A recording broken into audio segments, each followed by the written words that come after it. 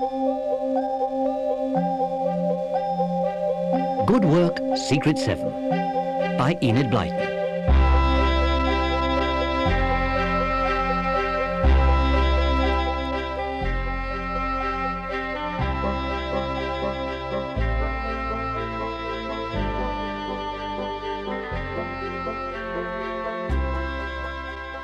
It was the week before bonfire night, and the Secret 7 had been meeting in the shed at the bottom of Peter and Janet's garden. They had all brought some old clothes to put on the guy they were going to make for burning on November the 5th. But while they were waiting for Colin to arrive, Jack's mischievous sister Susie had found out that night's password, Guy Fawkes, and tricked her way into the meeting. And as she was always trying to upset their society, they were very cross with her, and much to her annoyance, forced her to sit in a corner of the shed and watch them tuck into the delicious spread they had brought with them. Come on, let me go, you horrible lot! Certainly not. You force your way in, so you can jolly well stop and see us all. Password! Guy Fawkes. Sorry I'm late, but I've had an adventure. It might be something for the Secret 7. Listen. Wait, Jack. Turn Susie out first. Out you go. Susie, come on. Willingly. I don't want to be in your stupid Secret 7 society anyway. What was she doing here? Tell you about Susie later. Now, Colin, what was this adventure of yours? And for goodness sake, talk quietly in case Susie's listening at the door. Whisper, all of you. That goes for you too, Scamper. Well, I was coming along to the meeting, and when I got to that clump of bushes at the corner of Beech's Lane, I heard a lot of whispering in them, and then a yell and a groan. Gosh! I shone my torch at the bushes, but someone knocked it out of my hand. Then I heard the sound of running feet, but by the time I picked my torch up and shone it into the bushes, there was nobody there. That was pretty brave. What was going on, do you think? It was a quarrel of some sort. But look what I found in the bushes. This battered old notebook. Gosh, what is it? Most of it seems to be in a sort of code. Look, Peter. Golly. Could be a list of stolen goods. Silver candlestick, cigarette box, 4 silver cups, diamond bracelet, gold ring. It seems we might be onto something. It must be a notebook kept by thieves with a list of stolen property. Does it say anything else? Yes. Here's a scribbled note. It says, gang meet in old workman's shed, back of Lane's garage, 5 p.m. Wednesday. That's tomorrow. Gosh, we are onto something. Should we tell the police about this? No. I'll tell you what we'll do. We'll creep round to that old shed tomorrow night ourselves. And as soon as we see the gang are there, one of us can rush round to the police station while the rest of us keep guard on the shed. Yeah, good idea. Brilliant idea. Yeah. Right, everybody.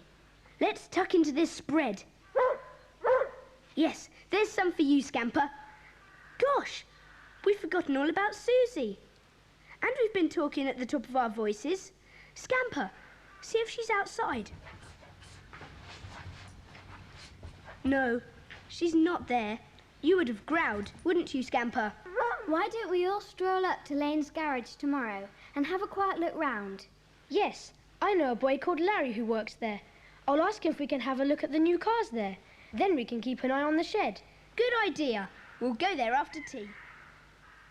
They all rushed their tea the next night, and everyone was at the garage at 5:15. They were very excited as they walked with Colin over to speak to Larry. Hello, Larry. Hello, Colin. You lot come to help me? No. Do you mind if we have a look at the cars? Help yourself, so long as you don't touch them. Thanks. Come on then, everyone. That man walking past looks suspicious. Idiot. That's my headmaster. Good thing he didn't hear you.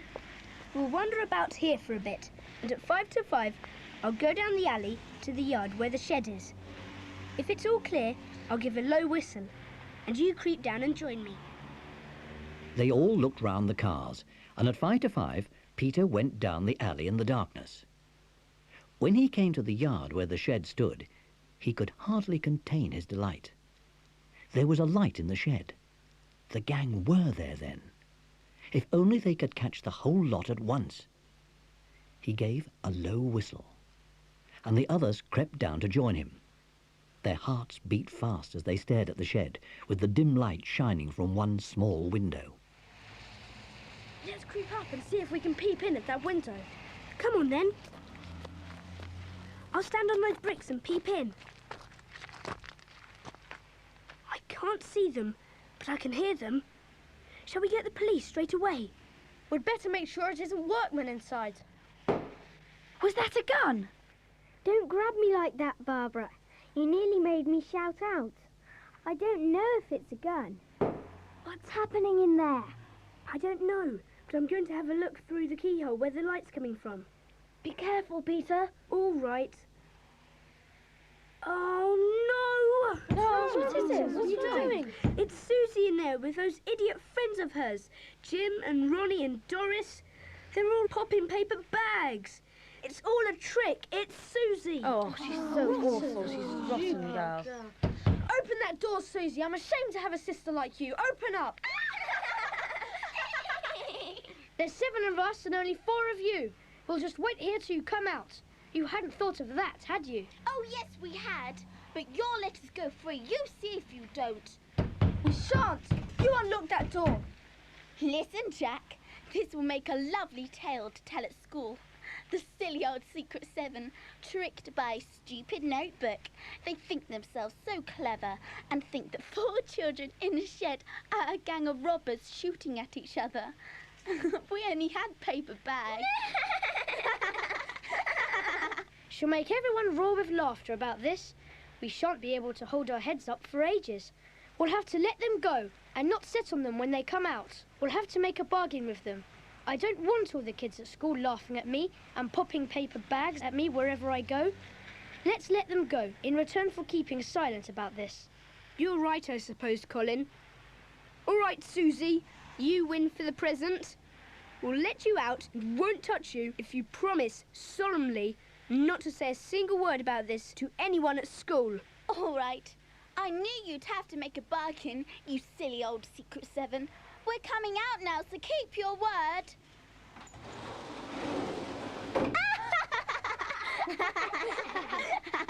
Goodbye. Thanks for a marvellous show. Let us know when you want another adventure and we'll provide one for you. See you later, Jack. Susie and her friends went off, leaving a very gloomy Secret 7 behind by the shed. And they felt even worse when a policeman came along and told them off for hanging around the dark alley. The next day, Peter and Janet talked and talked about Susie's trick. Even Scamper seemed to know how miserable they felt and tried to cheer them up. They forgot their annoyance later, however, after a marvellous tea of cakes and cream buns and chocolate eclairs at their mother's old nanny's house. In fact, they had such a lovely time there that they almost forgot their father was going to pick them up at 6 o'clock to take them home.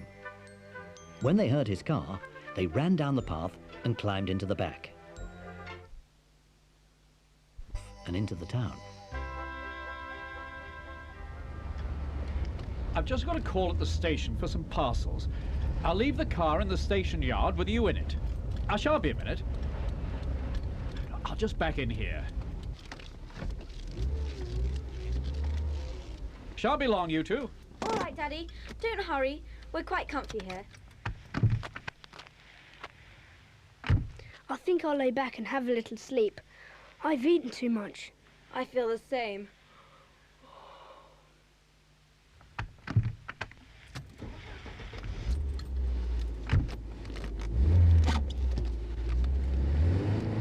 Janet! Janet, don't speak aloud. Hey, I was half asleep. What's the matter? I think this car's been stolen by 2 men. They don't know we're in the back. I saw the men get in, but in the darkness, I thought it was Daddy who picked up a friend. Slip down to the floor, so if they turn round, they won't see us. Quick now, for goodness sake. Gosh, I'm frightened, Peter. Don't worry. As long as the men don't know we're here, we're all right. But where are they taking us? I've no idea. We seem to be in a part of town I don't know. Hello, We're stopping. We're all right here. No one about. Get in touch with Q8061 at once. Tell him Sid's place, 5 o'clock any evening. I'll be there. Right. Ah, curse it. What's up? Oh, I think I dropped something. I thought I heard something fall. Oh, for goodness sake. Well, let's clear out now while the going's good. The police will be on the lookout for this car in a few minutes. I'm going to Sid's, and I don't know anything about you, see? Not a thing. Now, let's get away from here. Both of us. And don't close the doors. We don't want to be heard by anyone. Have they gone? Yes, it's all right, Janet. They won't be coming back. I wonder who they were and why they wanted to come here in a car. I think I'll try and find a telephone box and phone the station to see if Daddy's still there. I'm not going to wait in the car by myself. I wish we had Scamper with us. He would have barked and the men would have taken somebody else's car. Come on, Janet. Let's go and find a phone box. They were lucky. One was at the very corner of the road where they were. They asked someone the name of the road, and Peter slipped into the phone box and dialed the railway station. Their father was most surprised to hear Peter's voice, as he thought the two children were in the car in the yard. Peter explained everything as clearly as he could, and his father listened with amazement. The children returned to the car, and it wasn't long before a taxi drew up alongside, and the children's father jumped out. Here we are, Daddy. Are you two all right? Yes, Don't worry. Little did I think my car had been driven away while I was at the station. Are you sure you're all right? Yes, we were both half asleep in the back. The men didn't even spot us. They got in, drove straight to this place, then got out. They hardly spoke to each other. Well, jump in and we'll drive home. I expect there were a couple of young idiots who just wanted to drive here and not walk.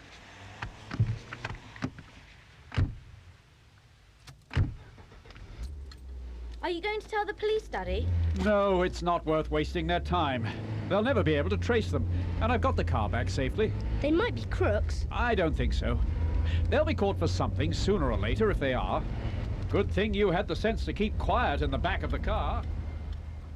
Next afternoon at 3 o'clock, all the Secret Seven and Scamper were down in the shed. The oil stove was lit and the shed was nice and warm, and the curtains were drawn across the windows. George had had a present of a big bag of giant humbugs, and while they were quietly enjoying them, Peter told them the events of the night before. They listened excitedly. Well, if your father is not going to the police about it, then it leaves the field free for the Secret Seven to do something about it. Yes, but I wouldn't know where to begin. Well, I reckon these men are up to something. I don't know what, but I think we ought to find out something about them. Yes, but what are we going to do, Peter? Well, we haven't got much to go on. I'm going to take this humbug out of my mouth while I talk. That's better. No, Scamper. Don't sniff at it. You don't like humbugs? Anyhow, we do have a few clues. One is Sid's place. We ought to try and find out where that is and watch it to see if either of the men go there. We'd have to watch at 5 o'clock each day. Go on. Then there's Q8061. That might be a telephone number. We know one man had a low-brimmed hat and long hair down to his collar. And when I caught sight of his hand in the lamplight, I was pretty sure the tip of his middle finger was missing. And I noticed the other man had very short hair. And Peter, do you remember he said he thought he'd dropped something? Gosh, yes. I'd forgotten that. That's most important. We'll go and look in the car at once. Bring your torches. Scamper darted out into the garden with the seven, and as he didn't bark, they knew that Susie wasn't about. They went into the garage and opened the doors and looked inside. It's no good us looking in the back. The men were in the front. Shine that torch here, Jack. No, nothing there. Let me see. It might be down between the two front seats. Hey, here we are. A spectacle case. But he didn't wear glasses. They could have been his reading glasses. And look, it's got his name inside. And his telephone number. Now we're on to something. It says Briggs, Renning 2150. Renning's not far away. We could look the name up in the telephone directory and see his address. Gosh, what a find! Wait a minute. Isn't that a button under the left front seat? Yes, I expect it came off my father's Mac. It must have been there for ages. I'll put it in my pocket. Now let's go and look in the telephone directory. Yes, if there's a Briggs with that number, we can find out his address. So the Secret Seven, with an excited scamper, went into the house and took the telephone directory from the shelf in the hallway and started to search through it. Right, A, and B, a VA, VE. Oh, here we are, Briggs. There it is, look. Renning 2150. H.E. Briggs, Little Hill, Rains Road, Renning. Right, Mr. Briggs, we're coming after you.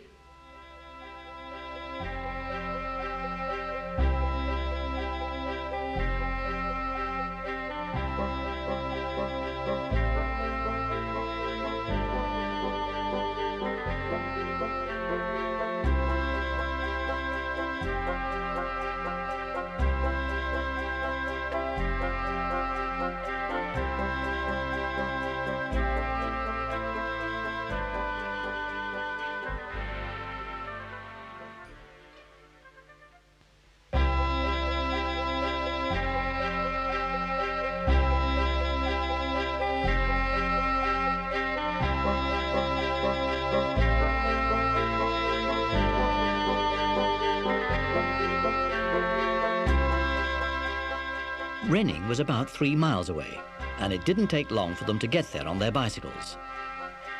They cycled on to Rains Road, which was really a little lane, set with pretty cottages. Little Hill was at one end, a nice little place with a colourful garden. Well, it doesn't look like the home of a crook, but you never know. There's someone in the garden, Peter. See if you can make him admit that he dropped his spectacle case in your father's car. Right, here goes. Good afternoon. Are you Mr. Briggs?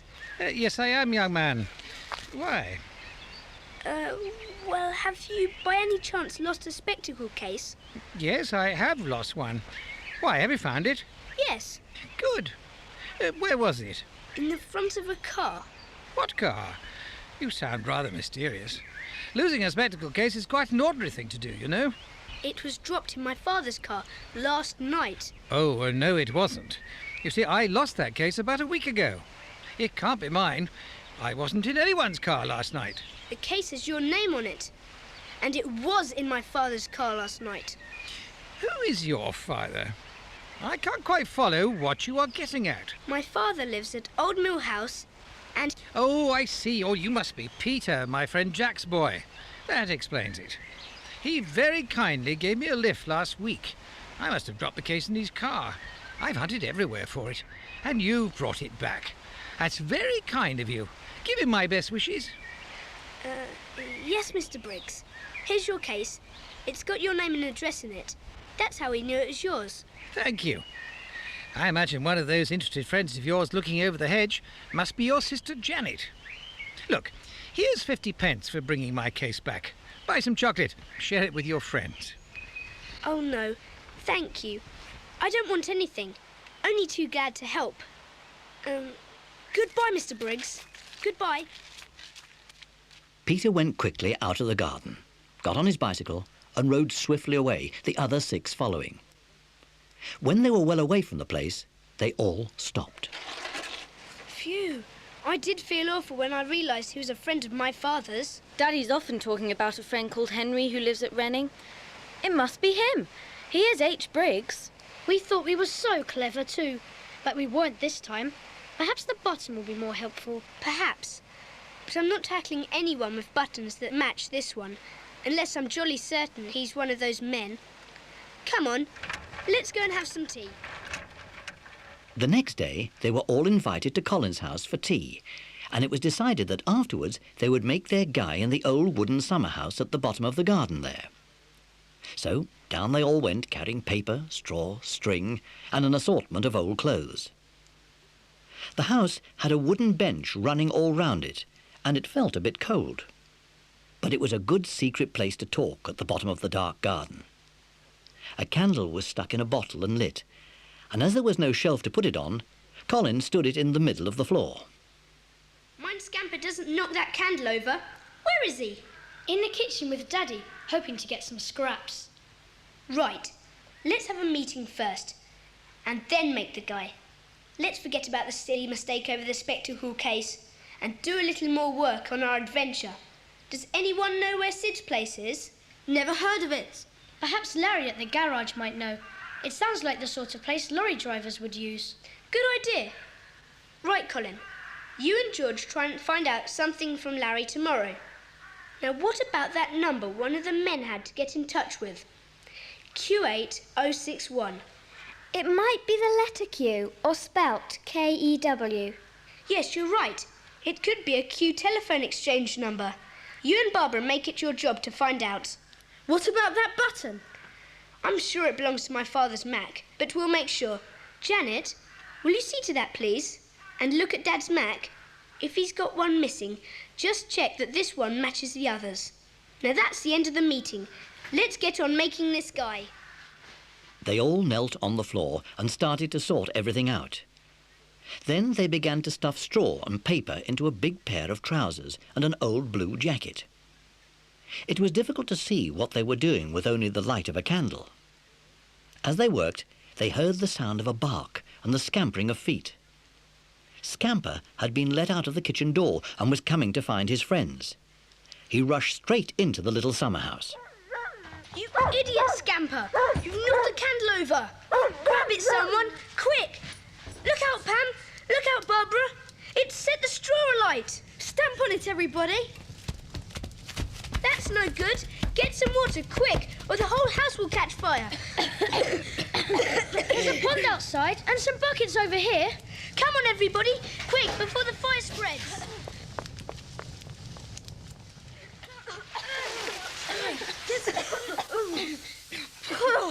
What a horrible smell! Good job your father can't see it. He'd be furious. Still, I think we've got it under control now. We're lucky the place didn't burn down. Ugh, that smoke!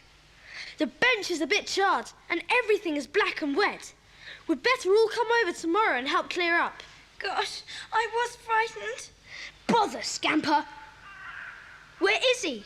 Gone home at 60 miles an hour. And look, our poor old guy's completely burnt. We'll have to make another one. It was a gloomy company of children that made their way home. In fact, they were gloomy for the next 2 days, particularly as Pam and Barbara had found out that there was no such telephone number as Q8061. However, at their Monday meeting, Colin cheered them all up by telling them that Larry had told them that Sid's place was a scruffy-looking eating place at the corner of Old Street and James Street. At 5 minutes to 5, Peter went there and lolled against the corner, watching everybody who went in and out of the cafe. They were mostly men with barrows of fruit which they left outside, or van drivers, or shifty-looking men, unshaved and dirty. Just after 5 o'clock, Peter had a shock. Hey, you kid, what you doing hanging around here? Don't you dare take any fruit off my barrow. I know your sort. Now push off before I call the police. I wouldn't dream of taking your fruit. Wouldn't you? Well, what you standing around for and looking about? Look, me and my mates have been watching you from inside Sid's. We know you're after something. I'm not after anything. What you hanging around for then? Well, Well, aye. Push off.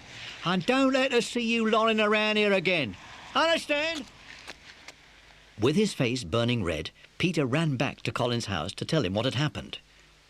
Jack and George were there too, doing their homework. After he had finished his story, Peter sat down looking very miserable. I can't go and watch there anymore. That man was really nasty. How can I watch without being seen? Can't be done. Give up. It's something we just can't do. Come on out to the summer house and see what I've made. We've cleared up all the mess from the fire, and I've got something to show you. Gosh, it's a guy. What a beauty. He is good, isn't he? Especially as I didn't have many old clothes left. He looked good slumped in that wheelbarrow, doesn't he? What a pity he can't wait outside Sid's place. Nobody would suspect or bother about him. Hey, what about me dressing up as a guy and wearing a mask with eye holes? And one of you taking me somewhere near Sid's cafe? There are heaps of guys about now, and nobody would dream our guy was real. That's a brilliant idea. Super. Smashing. When shall we do it? Tomorrow. I can rush over and dress up here. And you can wheel me off in the barrow. What a game! Yes, and I forgot to tell you. Janet says there is a button missing off your dad's Mac, but it's a small sleeve one and not the same colour as the one you found. Good. That means it probably was a button from that man's Mac. Now I just hope they can find out what Q8061 means. The next evening, all the Secret Seven and Scamper went to see Peter dress up as the guy. He really did look good. He wore an old pair of patched trousers, a ragged jacket, and a great big pair of boots. He had a scarf round his neck and a big hat over a wig made of black wool. You look dreadful. Put the mask on now. All right. How do I look? All right, Scamper. It's only Peter. You do look horrible, Peter. No one would know you're alive. I'll get into the wheelbarrow. Gosh, it's a bit hard. I'll put some cushions under you and an old rug over you. There. Comfortable? Good. Now flop like a real guy. Janet, you take Scamper back with you. All right. There's only one thing. Mother doesn't like the idea of children going out with guys and begging for money. That's all right. She won't recognise me. And if we do get any money, we'll give it to charity. Right. Off we go. And no moving about now, Peter. The boys took off, taking turns at wheeling Peter in the barrow, and at last arrived at Sid's cafe, where they placed the barrow in a position from where Peter could see everyone who went in or out. The three boys stood by waiting to see if Peter recognised anyone. If he did, he was to give a sign. Penny for the guy? Oh, that's a good guy. Here's 50 pence for some fireworks. Thank you. Really, we are collecting for charity. Oh, that's nice. Gosh, here's a policeman coming. That's all right. Hello, boys. That's a good guy you've got there. Thank you, officer. He's gone. Hey, look at that guy. His boots are better than mine. Let's take him off him then. Ouch, he kicked me. Who did? That guy. He's kicked me. He's haunted. Quick, let's get going. Colin, can't you look after me better? Heave me up on the cushions a bit. That ruffian pulled me off. Anyway, you've made quite a bit of money. People think you're good. What's the matter? That man by the window, with the hat and the long hair. He looks like the man in the car. The one blowing his nose. Yes. And he's got half a finger missing. That's him. There's a man with a Mac gone up to him. And he's got a button missing at the front. Look. They're going into the cafe. Right through into the back room. Listen, the next move is very important. When they come out, try and hear what they're saying. If they go off, Jack and George shadow them if you can. And Colin, you wheel me home. Shh. They're coming out already. Listen, we might hear anything they say. Yeah, no good wasting time with Sid. No, he said 200 and now it's only 50. Better go and tell Q. He'll be wild. It wasn't worth me coming out of hiding yet till my hair's grown. Come on, let's go to Q. I'm not walking all that way.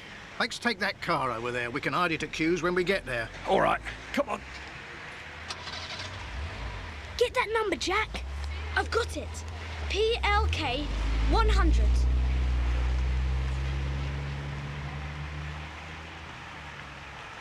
Quick, wheel me back to the shed as fast as you can.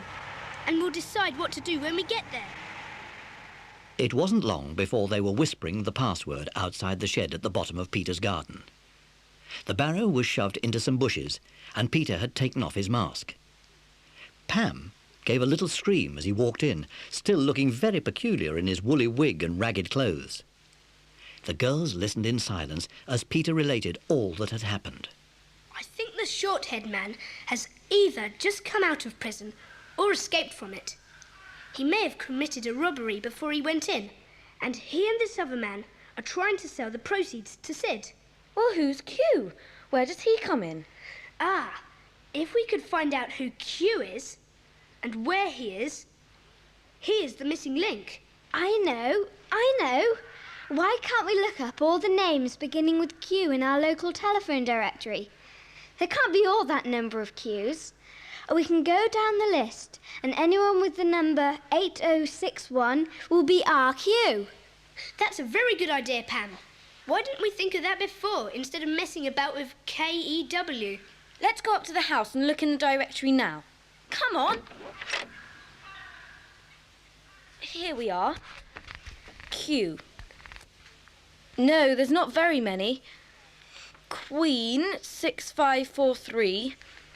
Quelling, 4322. Quinton, 8061. That's it. Bar's Warehouse, East End. That's at the other end of the town. Gosh, a warehouse. Just the place to hide stolen goods. That was a good idea of yours, Pam. All right, Mother, I'll answer it. Oh, it's a policeman. Hello. I've just been to Jack's house and they said you were here.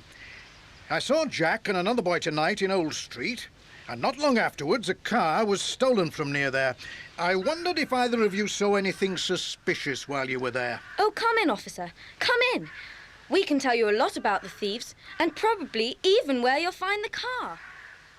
The policeman went into the hall, looking extremely surprised. Peter's mother and father both came and joined them. What's all this? Nobody's got into trouble, surely. No, Daddy. You must listen to our story. It's super.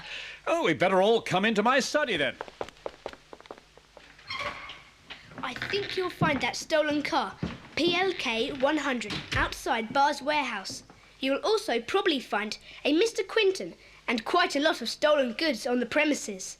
And you'll find a man with half a finger missing, and another who looks like an escaped prisoner. Wait a minute. We're looking for a man with half a missing finger. Fingers, he's called. He's a friend of a well-known thief who escaped from prison last week. They met each other at Sid's Cafe, and we know where they've gone. Good gracious. They have a friend called Q. They mentioned his telephone number, 8061. And we looked it up and found the address. Then the whole story came out. How they found Sid's place, how Peter dressed up as a guy, how they saw the man with the half finger, and how they saw them steal the car. Everything. When they had finished, the policeman took off his helmet and wiped his brow. Amazing. Incredible. Do these kids do this kind of thing often? Well, they do keep poking their nose into all sorts of things. I don't know that I really approve, but they have done some good work. We're the Secret Seven, you see, and we really do like some sort of adventure. Oh, well, thank you very much. I'll be in touch. I hope you have a good firework night. You deserve it. Well, good night. Good night. Good night. Janet, go and telephone everybody's mother and tell them they're here, and we'll get something nice to eat. Oh, thank you. Soon they were all sitting down to potted meat sandwiches, oatmeal biscuits, apples and hot cocoa, talking 19 to the dozen, with Scamper tearing round their legs under the table after titbits. The telephone suddenly rang, and Peter went to answer it, and soon came racing back to the others. That was the policeman. The police went to the warehouse. The stolen car was there. And Mr. Quinton. Have they got fingers? And the escaped prisoner? Yes. They were hiding in the cellar. They found all the stolen goods hidden there too. The policeman said it was a wonderful raid and thanked us very much. Good old Secret Seven! We'll have a wonderful firework party tomorrow, and Colin's guy will look down on us from the top of the bonfire. Shall we put you up there instead, Peter? You'd look even better. No, I'd rather watch the guy than be one. Although it was rather exciting being a guy, just for one night.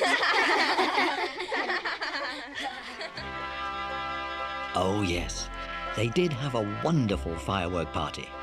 And there were no problems, because they all remembered the fireworks safety code. The adults stored and handled all the fireworks, and even Scamper enjoyed it, because he was tucked away nice and safe indoors.